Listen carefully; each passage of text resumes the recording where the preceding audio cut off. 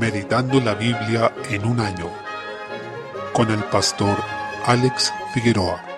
Día 30, mes 9. Isaías capítulo 60. Vemos la gloria futura del pueblo de Dios, después de que la muerte fue vencida, que el pecado fue extirpado de la creación y la gloria de Dios lo llena todo. El pueblo de Dios vivirá en la llamada ciudad de Jehová, Sión del Santo de Israel, según el versículo 14, o como se llama también en Apocalipsis, la Nueva Jerusalén. El Señor, a través de la obra de Cristo, ha vencido y eliminado toda oposición y rebelión de parte de sus enemigos. Su pueblo habita en esta ciudad donde sus hijos vendrán de lejos, y las hijas también serán llevadas en brazos. Versículo 4. Las naciones andarán a la luz de aquella ciudad, y ante el resplandor de su nacimiento. Versículo 3. El apóstol Juan toma bastantes imágenes de este libro para referirse a la ciudad santa en Apocalipsis 21 y 22. El Señor le dice a esta ciudad: haré que seas una gloria eterna, el gozo de todos los siglos. Versículo 15. Y el Señor es quien ha glorificado esta ciudad y la ha embellecido. Nos recuerda Efesios capítulo 5, cuando nos dice que Cristo murió para presentar una esposa santa, pura y sin mancha delante de Él, en el versículo 27 de ese capítulo. También nos recuerda Apocalipsis 21:2, cuando dice que la Nueva Jerusalén desciende y está ataviada, es decir, arreglada y embellecida por el mismo Señor. Esta ciudad no tendrá noche, sino que el Señor será su luz perpetuamente. Versículo 19. Nunca más habrá noche, no habrá sol ni luna, solamente se encontrará esta gloria que lo llenará todo. Esta luz eterna también nos reconduce a la descripción de Apocalipsis, que se replica de manera prácticamente idéntica, pero diciendo que Dios la ilumina y el Cordero es su lumbrera. Apocalipsis 21:25, lo que nos da una nueva evidencia de la deidad de Cristo. Dice también que su pueblo heredará la tierra para siempre. Versículo 21. La eternidad no es una era sin fin en la que estaremos flotando en las nubes, sino la posesión de una tierra renovada, glorificada y completamente libre del pecado, en la que habitaremos en gloria para siempre. El Señor será la gloria de esta ciudad, garantizando: yo Jehová, a su tiempo haré que esto sea cumplido pronto. Versículo 22. Es un motivo para orar que el reino de Dios venga y se establezca, tal como lo expresa el final de Apocalipsis. Amén. Sí, ven Señor Jesús. Apocalipsis 22:20. Tal como cuando Daniel oró para que terminase su cautiverio,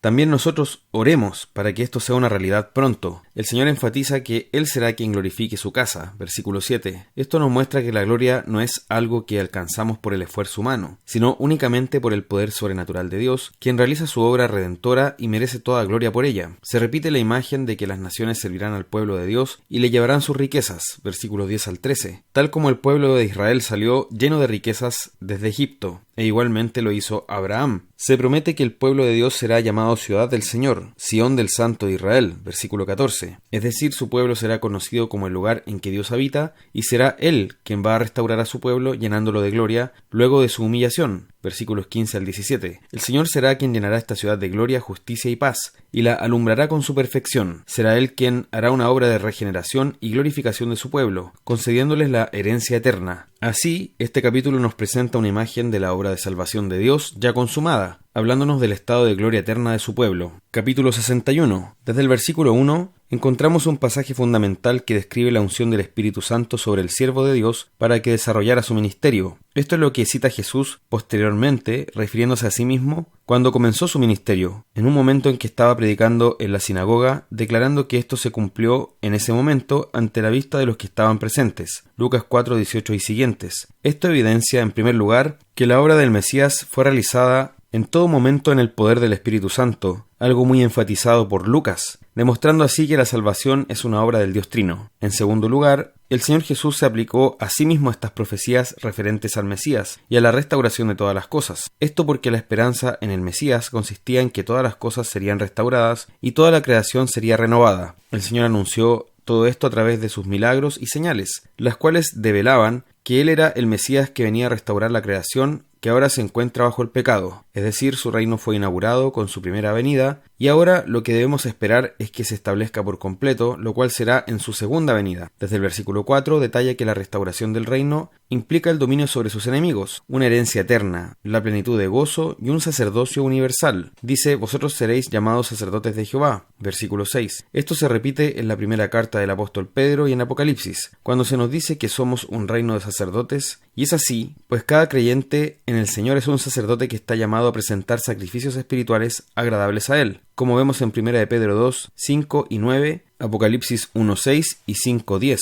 Esto es en gran manera significativo, ya que constituye el cumplimiento de la promesa que hizo el Señor a Israel cuando dijo: y vosotros me seréis un reino de sacerdotes y gente santa. Éxodo 19:6, lo que nos dice que el propósito de Dios para su pueblo se cumple de manera definitiva en la Iglesia, que es el verdadero Israel. Desde el versículo 8, el Señor promete regenerar a su pueblo en un pacto eterno, de manera que serán reconocidos como su simiente santa entre las naciones. Nuevamente encontramos que esto se cumple en el nuevo pacto, en la Iglesia. Estamos llamados como pueblo a reflejar la gloria de nuestro Señor. Para eso existimos en medio del mundo, y el Señor dará a su pueblo, con su Espíritu Santo, el ser luminares en medio de una generación perversa, como vemos en Filipenses 2:15. Desde el versículo 10 tenemos este gran motivo para gozarnos en el Señor, porque Él nos ha vestido con salvación, nos ha rodeado con manto de justicia, nos arregló y embelleció como a novios y novias. El Señor prometió que Él haría brotar justicia y alabanza delante de todas las naciones, de manera que solo Él puede traer estas promesas a cumplimiento. Debemos pedir al Señor que cumpla todo esto,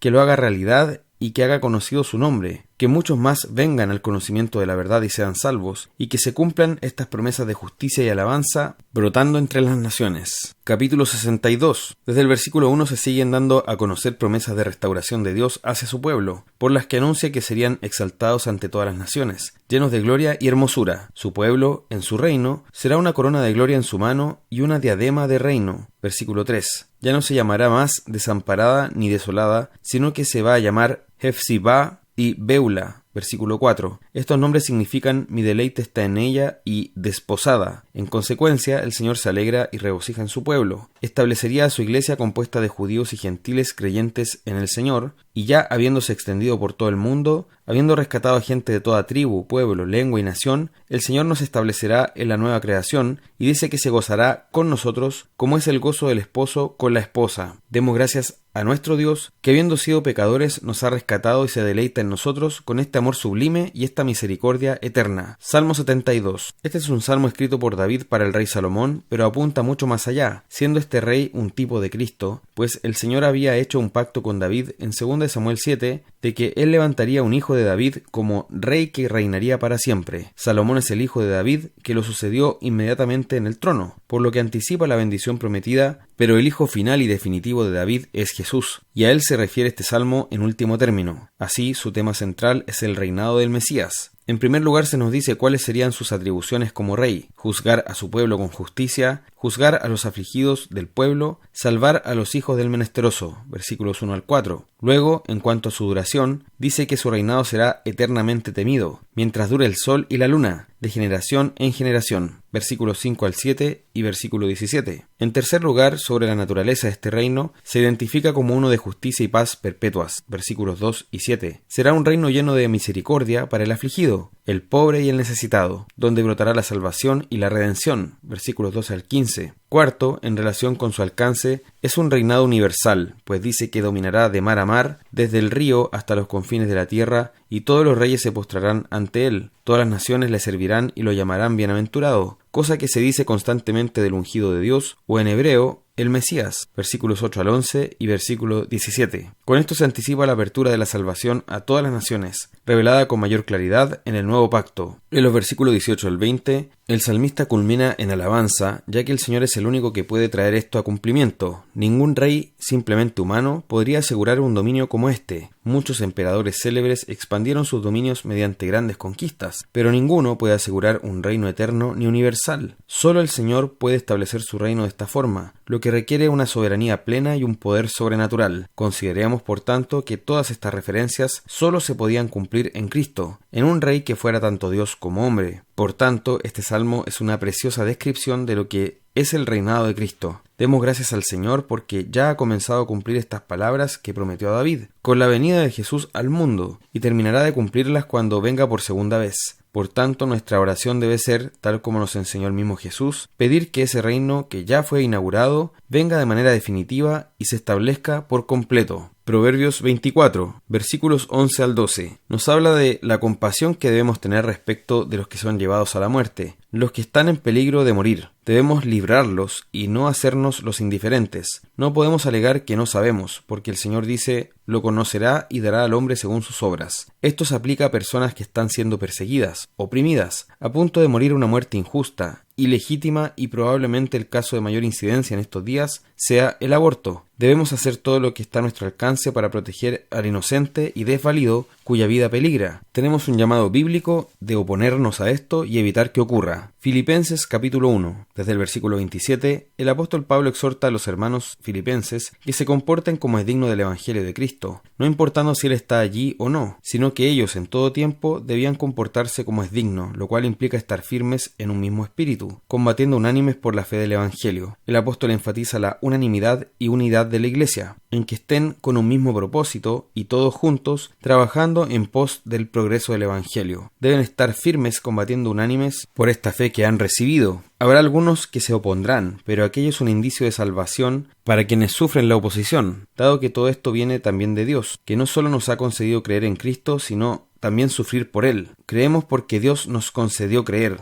y también sufrimos porque nos es concedido de parte de Dios. Estar en medio del sufrimiento no debe verse como una desgracia de la que somos víctimas, sino como un privilegio que tenemos por el nombre de Cristo. Capítulo 2. Desde el versículo 1, relacionado con lo anterior, el apóstol llama a ser de un mismo sentir, estar unánimes, sintiendo una misma cosa, si en verdad han sido salvos. No debían hacer nada por contienda ni por vanagloria, sino mirar a los demás como superiores a sí mismos, velando por lo de los otros, no solo por lo propio. Esto se basa en el ejemplo de Jesucristo. Aquí es donde se expone uno de los pasajes más sublimes de la Escritura, donde se nos explica el sentir que hubo en nuestro Salvador, quien siendo en forma de Dios, no estimó el ser igual a Dios como cosa a que aferrarse. Debemos ser aquí muy cuidadosos. Algunos han malinterpretado terriblemente este pasaje pensando que Cristo dejó de ser Dios, pero lo cierto es que se refiere a la manifestación visible de la gloria que Él tenía. Nosotros nunca hemos visto aquella gloria que Cristo tuvo con el Padre desde antes de la fundación del mundo, que se describe también como luz inaccesible en 1 Timoteo 6. Él dejó eso para tomar forma de siervo y se hizo como uno de nosotros. Esto ya era una humillación. Sin embargo, se humilló doblemente, haciéndose obediente hasta la muerte y muerte de cruz. Pues como sabemos, esta era la muerte destinada a los criminales. En esta humillación extrema de Cristo, en obediencia a su Padre para salvar a su pueblo, está el antecedente de su posterior exaltación, pues dice que Dios lo levantó, lo exaltó hasta lo sumo. Cristo lo llena todo. El que descendió a las profundidades también es el que ha sido exaltado hasta lo sumo, y recibe un nombre que es sobre todo nombre. Toda rodilla se terminará doblando ante Jesucristo. En todo lugar, en el cielo, en la tierra, debajo de la tierra, todos se arrodillarán ante nuestro Señor. Toda lengua confesará que Cristo es ese Señor que lo domina todo. No todos serán salvos, pero sí todos en algún momento tendrán que confesar a Cristo y doblar su rodilla ante Él, tanto los rebeldes como aquellos que son su pueblo. De esta forma, esta humillación y posterior exaltación de Cristo marca nuestro camino como discípulos de nuestro Salvador, ya que seremos humillados en este siglo, muchas veces siendo perseguidos y sufriendo la oposición de parte del mundo, pero seremos exaltados en la segunda venida, siendo vindicados por nuestro mismo Señor, mientras que aquellos que se opusieron a la fe y a la Iglesia recibirán el justo castigo por su pecado. Por otro lado, esta actitud humilde que podemos observar en nuestro Salvador, que se despojó a sí mismo de esta manera, es el ejemplo supremo para la humildad del creyente y es el fundamento para cumplir lo que el apóstol Pablo estaba exhortando al comienzo de este capítulo sobre el trato entre unos y otros. Desde el versículo 12, una aplicación de lo anterior es que los creyentes deben ocuparse en su salvación sabiendo que el ejemplo de Cristo no debe llevarnos a un libertinaje de relajación moral, sino todo lo contrario, a una vida de obediencia agradecida. Y menciona que debemos ocuparnos con temor y temblor no porque perderíamos la salvación, sino porque es una salvación conseguida al enorme costo de la preciosa sangre del Hijo de Dios. Si un barco que tripulábamos naufragara y estuviésemos en alta mar a punto de morir ahogados, y en el momento preciso llega un barco y nos rescata, tendríamos una sensación de asombro, de temor y temblor, de una gratitud reverente de haber sido rescatados de esa muerte segura. Cuánto más si estamos hablando de la muerte eterna. Por tanto, debemos servir al Señor con este temor y temblor, sabiendo que Dios es el que produce en nosotros tanto el querer como el hacer por su buena voluntad. Ni siquiera las buenas obras que hacemos son nuestro mérito. No podemos jactarnos ante Dios, porque Él es quien produce en nosotros tanto el querer como el hacer. Nuevamente hace un llamado a no hacer las cosas murmurando ni contendiendo, sino con humildad, siendo hijos de Dios irreprensibles simples y sencillos, sin mancha, en medio de una generación maligna y perversa. El mundo contiende, murmura, se queja. Nosotros, por el contrario, seamos agradecidos, humildes, unánimes, de un mismo sentir, ese sentir que hubo también en Cristo. Todos estamos llamados a este sentir. Nadie puede quedarse aparte si en verdad ha sido llamado por el Señor. Así es como vamos a resplandecer o iluminar este mundo. Somos llamados a ser luz de la tierra, como pueblo de Dios. Solo de esta forma es que podremos cumplir esta función de luminarias en el mundo, sosteniendo la palabra de vida. Es precisamente esa palabra la que ilumina, y al sostenerla vamos a proyectar esa luz hacia el mundo. Tengamos en mente el ejemplo supremo de Cristo, que se entregó por nosotros hasta la muerte, y que esto nos lleve a una vida santa en gratitud al gran amor que hemos recibido.